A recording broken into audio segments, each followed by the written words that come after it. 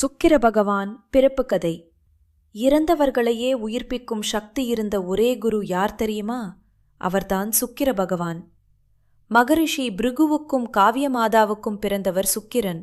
பிறந்த நாளிலிருந்தே இவருக்கு அசாதாரண ஞானமும் தவசக்தியும் இருந்தது. தேவர்களுக்கு குருபகவன் எப்படி குருவோ அதேபோல் அசுரர்களுக்கு குருவாக ஆனார் சுக்கிராச்சாரியர். அளவில்லா சக்தி பெற வேண்டும் என்று சுக்கிரன் கடுமையான தவம் செய்தார். அவரின் தவத்தால் மகிழ்ந்த சிவபெருமான் நேரில் காட்சி தந்தார்.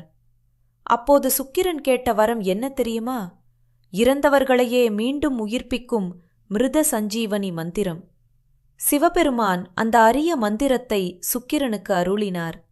அதன் பிறகு போரில் இறந்த அசுரர்களை கூட சுக்கிரன் உயிர்ப்பிக்க ஆரம்பித்தார். இதனால் அசுரர்கள் மிகவும் பலமடைந்தனர். தேவர்கள் கூட பயப்பட ஆரம்பித்தனர். ஒரு சமயம் சிவபெருமான் சுக்கிரனை விழுங்கியதாகவும் பின்னர் தெய்வீக ஒளியாக மீண்டும் வெளிவந்ததாகவும் புராணங்கள் கூறுகின்றன.